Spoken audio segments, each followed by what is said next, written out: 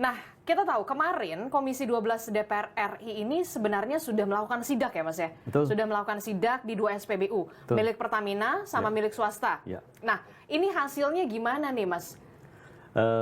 Memang sidak itu kan kita menyertakan Lemigas karena memiliki keahlian dan kompetensi untuk melakukan pengujian terhadap kualitas dan terhadap tinggi rendahnya oktan dari BBM itu adalah Lemigas. Dan kemarin sampel sudah diambil oleh Lemigas untuk kemudian dilakukan penelitian di labnya Lemigas. Nah, segera setelah ada temuan, mereka melaporkan ke kita dan dari hasil temuan kemarin itu tidak ada yang namanya oplosan. Jadi di 2 SPBU itu relatif apa yang dijual adalah sesuai dengan apa yang diterima oleh masyarakat. Jadi tidak ada dalam tanda petik oplosan atau blending ataupun rekayasa dari oktan BBM-nya. Jadi bisa dikatakan udah sesuai standar, sesuai spesifikasinya. Tapi kan kalau kita lihat ya, kasus dugaan korupsi ini begitu ya, soal dugaan, sekali lagi saya mengatakan dugaan pengoplosan ini kan 2018 sampai 2023. Masihkah efektif kemudian sidak ini dilakukan?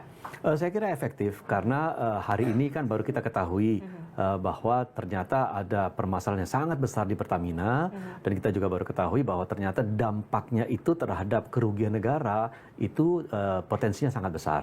Apalagi ketika kita memiliki kemampuan untuk mengolah minyak mentah kita di dalam negeri, tetapi sesuai dengan apa yang disampaikan oleh aparat penegak hukum, ternyata itu ada kong kali kong yang menyatakan bahwa tidak mungkin diolah dalam negeri sehingga terpaksa harus diimpor. Saya kira dugaan tindak pidana seperti itu kan harus ditelusuri, ditindaklanjuti. Apalagi kalau kita bicara 2018 sampai 2023. 5 tahun loh Mas itu. 5 tahun. Nah, memang kalau 5 tahun itu pertanyaannya adalah begitu besarkah kerugian warga kalau memang ada oplosan. Kembali lagi, kalau memang ada oplosan atau blending yang ilegal itu. Tetapi kalaupun ada, saya kira kurun waktu 5 tahun, mungkin kita sudah lihat ratusan bahkan ribuan mobil yang kondisinya sudah tidak baik lagi mesinnya. Karena mereka membeli A tetapi dapatnya B, gitu, kurang lebih seperti itu. Nah, jadi ini juga perlu dapat perhatian. Tetapi intinya, ketika kita memanggil direksi Pertamina Patraniaga beberapa hari yang lalu, mereka juga sudah mengatakan tidak ada oplosan itu, tidak ada blendingnya, hanya blending menambahkan aditif supaya kinerja dari mesin menjadi lebih baik. Menambah performa. Ya, tetapi kalau ternyata nanti dalam hasil penelusuran penelahan aparat penegak hukum ternyata ditemukan bahwa ada blending atau oplosan yang dilakukan oleh Pertamina, saya kira kita perlu memanggil kembali Pertamina Patraniaga atas dugaan kebohongan yang diberikan pada saat rapat dengar pendapat dengan DPR. Jadi saat ini posisi DPR menunggu dulu ujungnya dari Kejaksaan Agung, baru kemudian memanggil lagi Pertamina Patraniaga, atau seperti apa sekarang posisi DPR ini? Ya, kan sekarang 2 pihak sedang bekerja, pihak Kejaksaan Agung sekarang sedang melakukan penelaahan lebih lanjut, tapi juga Pertamina, ya saya kira juga Kementerian ESDM bersama-sama dengan Kementerian BUMN juga melakukan penelaahan dari sisi mereka. Nah, terutama sistem prosedur dan mekanisme yang berjalan sehingga SOP yang terlanggar itu kenapa bisa terjadi? Kenapa sekian tahun itu kemudian kita mengimpor terus-menerus? Ya, dan kenapa kalau impor 1 kali 2 kali kan itu mungkin sebagai pengecualian ya. Tapi kalau terus-menerus mungkin pelakunya, mohon maaf, mungkin pelakunya jauh lebih banyak lagi daripada itu. Itu kan dugaan-dugaan yang perlu dijawab. Dijawabnya dengan data, dengan fakta, hasil investigasi yang menyeluruh dari aparat penegak hukum. Jadi, tapi begini Mas, yang jadi sekarang kan kita masyarakat begitu ya, konsumen yang biasa beli Pertamax begitu ya, jadi bingung nih.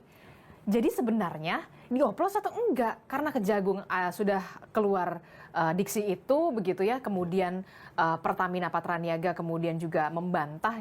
Posisi masyarakat kan jadi bingung, jadi resah nih. Jadi yang benar yang mana begitu? Nah, DPR posisinya di mana nih?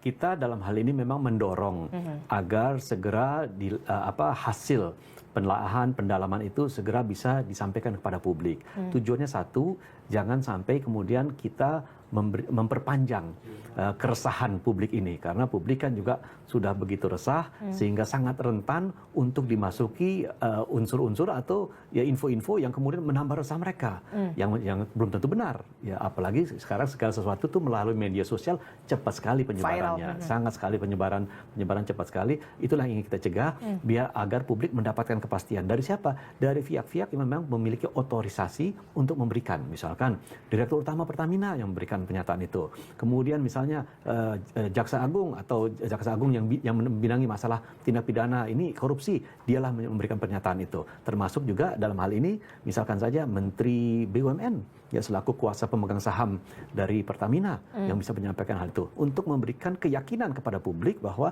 kita telah menyatakan hal ini adalah benar berdasarkan hasil investigasi yang menyeluruh agar publik menjadi tenang, dan saya kira itu amat sangat penting untuk diberikan feedbacknya kepada publik.